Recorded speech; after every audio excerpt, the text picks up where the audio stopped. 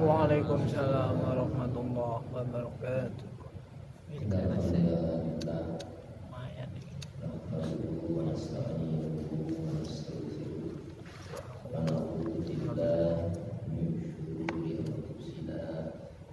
ومن سيئات أعمالنا من يهده الله فلا مضل له ومن يضلله فلا هادي له أشهد أن لا إله إلا الله وحده لا شريك له وأشهد أن محمدا عبده ورسوله لا نبي ولا رسول بعده اللهم صل وسلم وبارك على محمد وآل محمد كما صليت وسلمت وباركت على إبراهيم وآل إبراهيم في العالمين إنك حميد مجيد أما بعد saudara sekalian, sejenak marilah siapkan waktu kita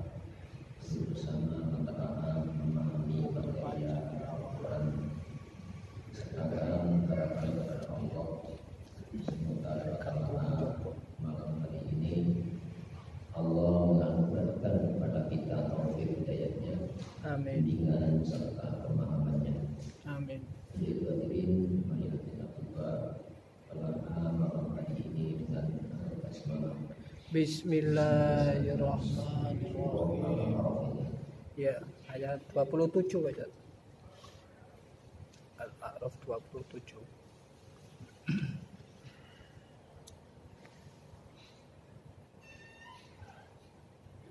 A'udzu billahi minasyaitonir rajim. Bismillahirrahmanirrahim. 47. 27.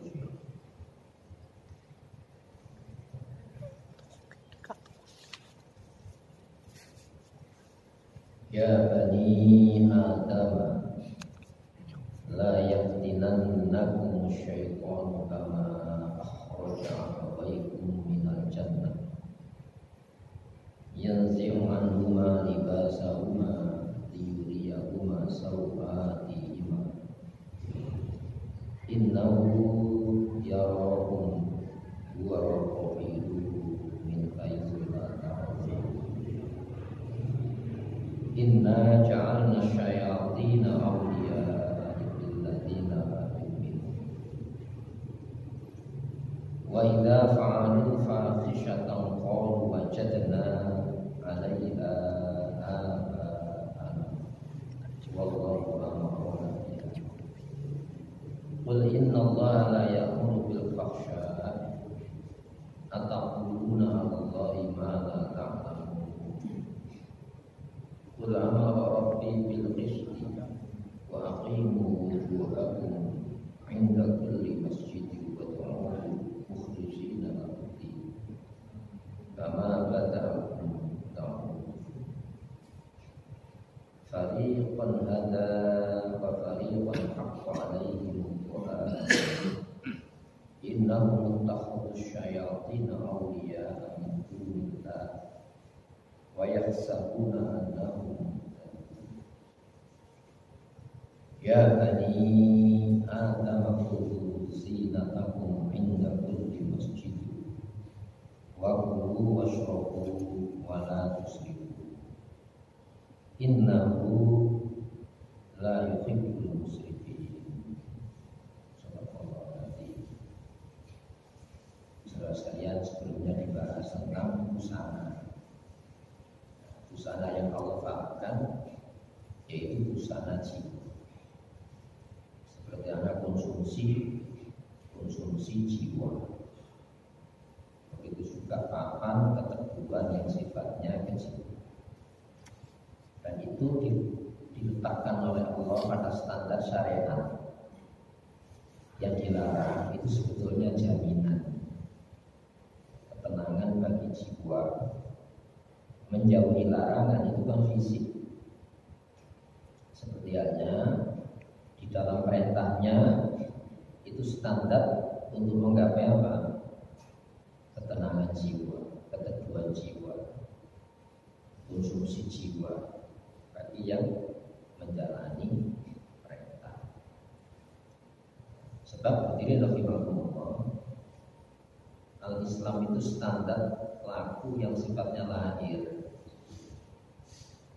Dengan perilaku lahir itu, batin ini akan mendapatkan bimbingan. Supaya apa?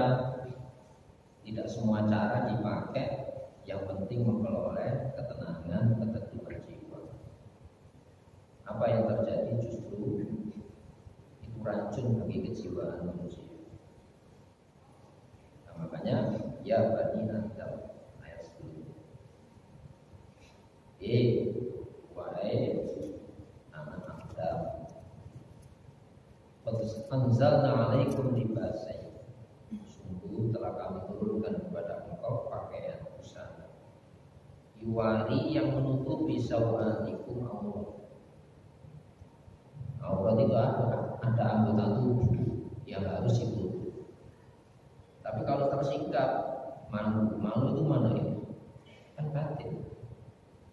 Ketika kita malu berupaya menutupi aurat. Padahal aurat ini kan hal yang lain, anggota tubuh yang harus ditutupi secara syariat.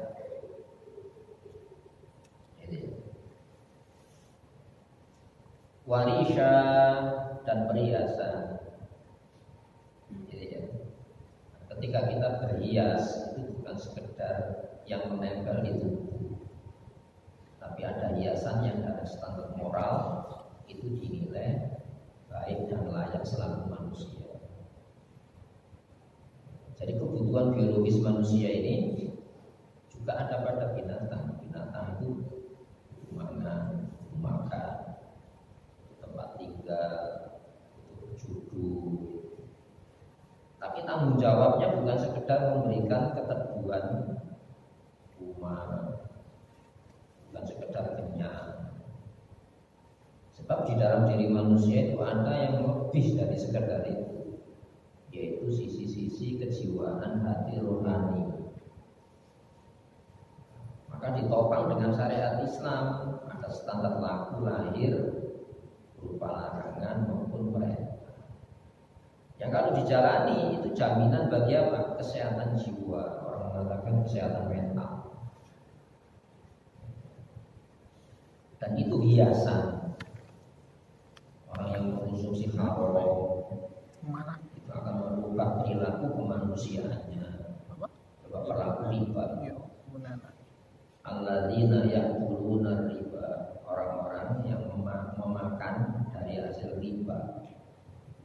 Padahal hasil riba tidak mesti dimakan, dipakai sandal, dipakai rumah apa. La yakumuna, mereka tidak bisa tegak beraktivitas menjalani hidup. Illa kama yakumul ladzi yatakhabbatu syaitanu minal masjid. Melainkan seperti orang-orang yang kesadarannya ini disentuh setan. Orang-orang gila. Gitu ya. Kenapa? Dia akan memerankan peran gila. Buktinya apa? Dia tidak mengenal belas kasihan. Disebut lintah darat ini kan, menghisap darat. Jadi orang yang dikuasai hartanya itu orang paling terpuruk jiwanya. Sehingga harus apa?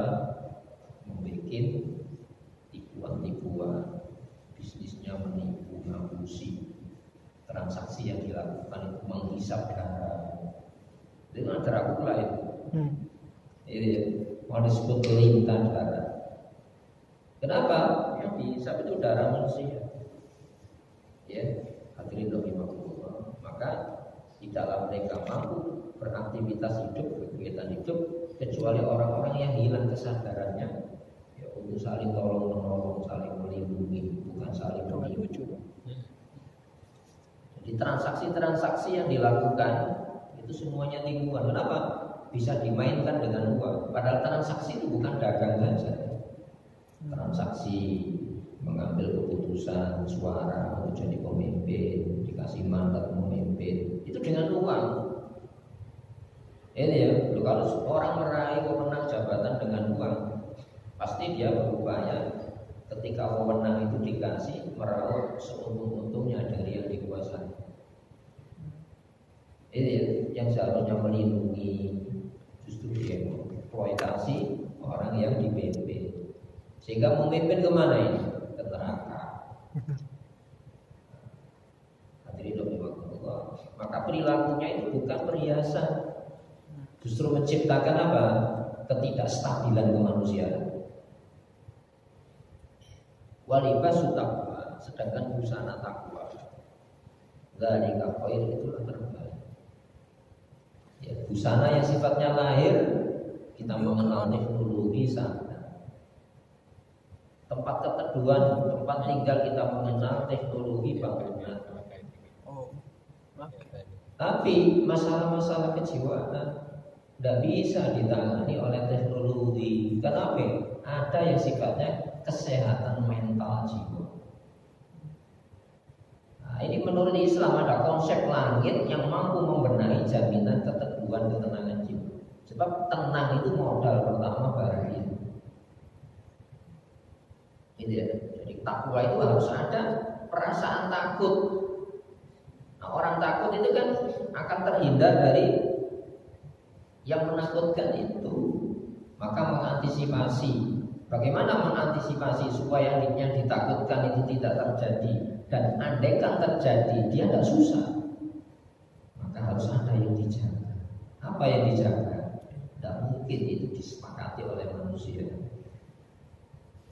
Jadi sistem penjagaan itu tidak mungkin disepakati oleh manusia.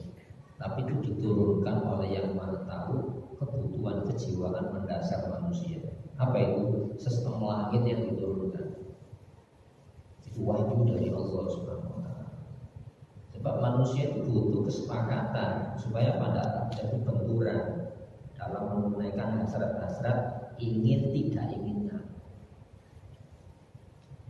Jadi ya, maka diturunkan larangan. Di dalam larangan itu hati-hati. Kalau kamu jangan jalani bobot nilai kemanusiaannya runtuh, maka akan memakai busana kebinatangan. Ini ya, busana kebinatangan itu apa? Itu kan tidak punya malu, tidak punya aturan. Yang penting kuasa. Ini ya, kalau berkuasa apapun semaunya. Makanya Fir'aun itu bentuk manusia yang menawarkan alternatif busana, sandang, pangan, papan yang sifatnya apa? Hanya materi. Jadi, kalau dilihat dari perkembangan materialnya ya Pak, maju, ya, bisa swasembada pangan, ada teknologi bagaimana hilir suwentil itu mampu dialirkan sehingga Pak, swasembada pangan, teknologi penelitian kedokterannya maju. Ini apa? Fir'aun itu sehat.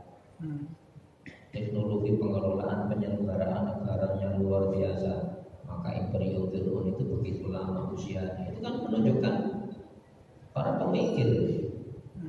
Tapi apa yang terjadi?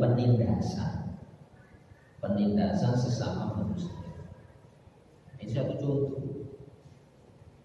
Jadi libasu taqwa dzalika khair. Jadi busana takwa itulah yang terbaik. Dzalika min ayatillah. Penegasan itu termasuk tanda-tanda kekuasaan Allah. Jadi di dalam larangan itu jaminan keselamatan fisik maupun kejiwaan seseorang. Kalau larangannya itu dijadikan standar tidak melakukan. Seperti hanya perintahnya itu ada jaminan terjaminnya standar kemanusiaan seseorang manakala perintah itu dijadikan standar beraktivitas menjalan. Ini ayat Allah ini ya, bisa dibuktikan. Coba negara-negara yang paling banyak tingkat kejahatannya, pembunuhan, perampokan, ini ya, kejahatan apalagi pengkonsumsi narkoba. Jadi kartel-kartel narkoba itu bukan negara muslim. Misalkan Kolombia, Meksiko, coba gembong narkoba internasional di Jerman. Ini negara-negara muslim. Kita kan hanya di pasar saja. negara pasar. Dalam rangka apa? Merusak nilai-nilai pokok kemanusiaan seseorang, dan itu mengglobal. Maka zalika min ayatillah la'allahum yadhakkarun, agar mereka itu ingat. Idzakara yadhakkaru itu artinya ingat. Bagaimana saya ingat kalau pengingatnya bukan dari Al-Quran? Ya, bagaimana saya sadar kalau menyadarnya itu bukan dari Al-Quran? Kita hanya disadarkan hal-hal yang sifatnya fisik, sandar, pangan, papan, tidak usah diingatkan, paling ingat. Tapi yang perlu diingatkan adalah cara menghadirkan sandar, cara menghadirkan papan, pangan. Ini bukan sekadar materialnya, ya cara. Ya Bani Adam, anak cucu Adam, la yaftinannakum, janganlah sekali-kali kamu tertipu oleh siapa? Asyaiton, setan. Bagaimana tipuan setan? Gampang. Yang dilarang oleh Allah itu yang diperintah setan. Yang diperintah oleh Allah itu yang dilarang setan. Berseberangan. Jadi standar ya berbeda standar dengan Allah. Apa yang seharusnya kita perhatikan, kita abaikan. Apa yang seharusnya kita ingat, tidak kita ingat. Coba kita lebih ingat hasil atau cara. Banyak orang diancam oleh hasil, tapi tidak pernah terancam cara menghadirkan sandang, pangan, papan, tidak pernah. Makanya sering disebut wa in kunta min qablihi laminal ghafilin. Sedangkan engkau Muhammad sebelum kuturunkan Al-Quran ini standar-standar pemahaman, kamu termasuk orang yang tidak menaruh perhatian. Ghafil itu bukan nasia, kalau nasia itu lupa. Tapi kalau ghafala ya ghafalu itu tidak naruh perhatian. Kenapa? Tidak penting ini, tapi yang penting kan hasilnya. Itu ya. Jadi kalau masalah hasil tidak usah diingatkan, justru hadirnya nabi-nabi itu membawa pengingat ini loh. Masalahnya cara ini yang harus kamu ingat. Setan punya cara, Allah juga punya cara. Makanya jangan sekali-kali kamu dibejuk, ditipu oleh setan. Bagaimana setan kayak itu? Ada ayatnya. Masalah makan ini.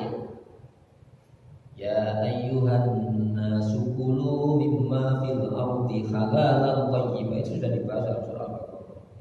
Manusia, ya, kulu mimma fil ardi halalan thayyiban. Makanlah ya yang halal lagi baik. Halal itu standar cara hukum, baik itu materialnya. Kalau mengenal baik teknologi, tapi kalau mengenal ini boleh, ini tidak secara hukum, itu Allah yang menurut.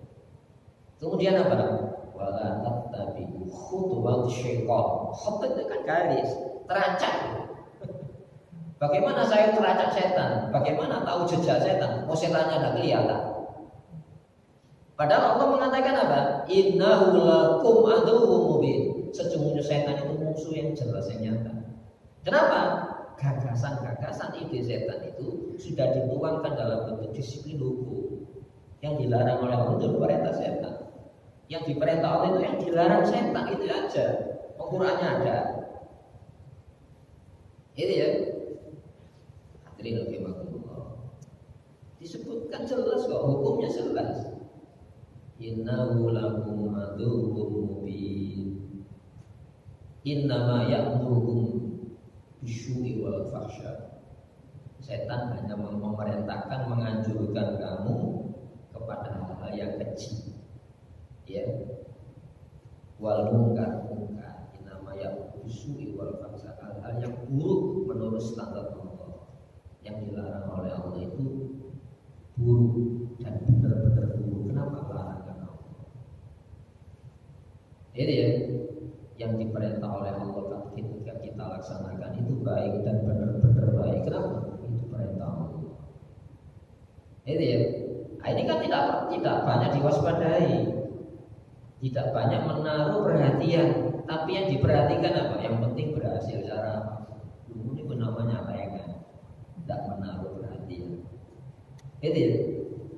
Hadirin rahimakumullah. Makanya dalam surat Yusuf ini, nahnu naqussu 'alaika ya ahsanal qasas ya. Muhammad, kami kisahkan kepada engkau sebaik-baik kisah. Itu bukan legenda, bukan cerita tanpa fakta lapangan. Ya, ahsanal qasas itu bagaimana perjalanan Nabi dan penentang Nabi. Itu ya, siapa Nabi Yusuf, siapa pendamping Nabi Yusuf. Wa in kunta min qabli, pada engkau sebelum turunkan pengingat ini, laminal ghafilin, termasuk orang-orang yang tidak menaruh perhatian pada berita-berita cara dari Allah. Kembali kepada ini. Kama akhraja abawaikum, seperti halnya akhraja. Akhraja itu mengeluarkan abawaikum, kedua orang tuamu, minal jannati, dari surga. Aman. Ya. Yanzi'u, menanggalkan anhuma, dari kedua orang tuamu. Ya, libasahuma, pakaian kedua. Untuk apa? Liyuriyahuma sawati, untuk diperlihatkan aurat kedua orang tuamu.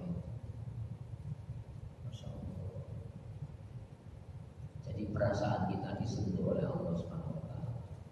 Layakkah orang yang pernah memperlakukan kedua orang tuamu kau turuti seluruh perintah-perintah? Layakkah orang yang tidak menghormati leluhurmu itu kau jadikan pemimpin di dalam kehidupan? Layak enggak kamu?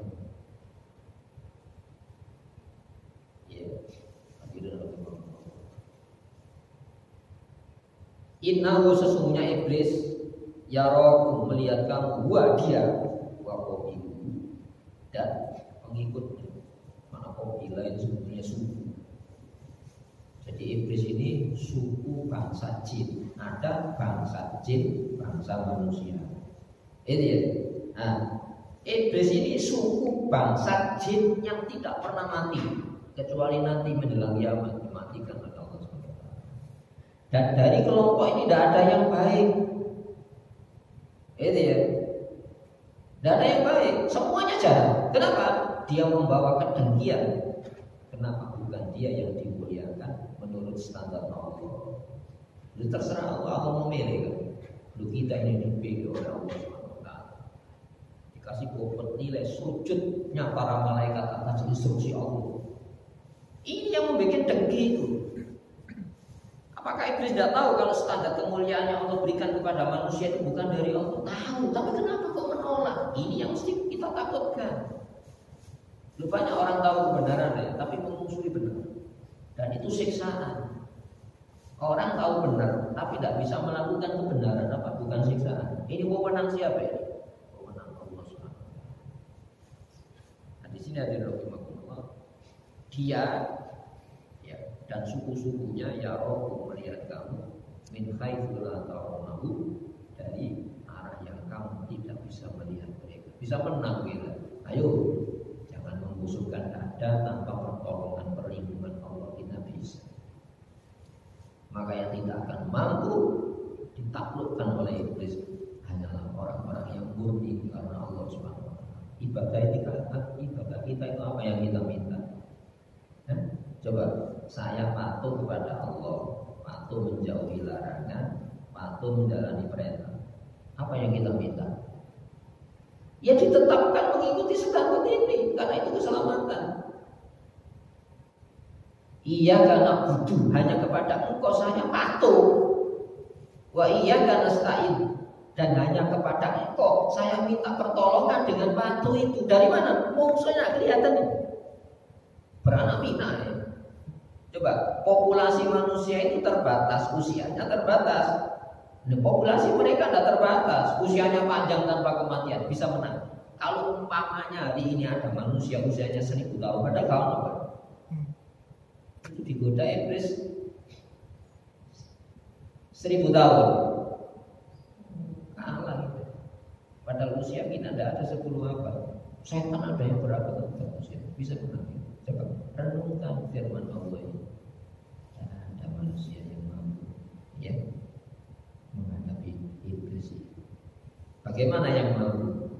Yaitu hamba-hamba yang murni ibadahnya semata menunaikan hak Allah Subhanahu wa Ta'ala. Makanya murni itu sulit. Wa iyyaka nasta'in. Iya itu kan hanya sulit ya. Makanya Nabi Ibrahim ketika bangun Ka'bah, selesai bangun Ka'bah minta ganti. Enggak. Rabbana taqabbal minna, ya Allah terimalah dari saya. Apa dari saya? Tidak ada manusia yang mampu menunaikan pesan-pesan Allah. Saya yakin ya Allah ini cacat di hadapan Engkau yang maha mulia, maka terimalah ya Allah. Ini Nabi Ibrahim. Wa tub alaina innaka antat tawwabur rahim. Terimalah taubat kami, Engkau maha menerima taubat lagi maha penyayang. Jadikan saya bangun Ka'bah ini sarana taubat saya ya Allah. Kemudian dimohon ditetapkan iman Islam. Rabbana waj'alna muslimaini laka wa min dzurriyyatina.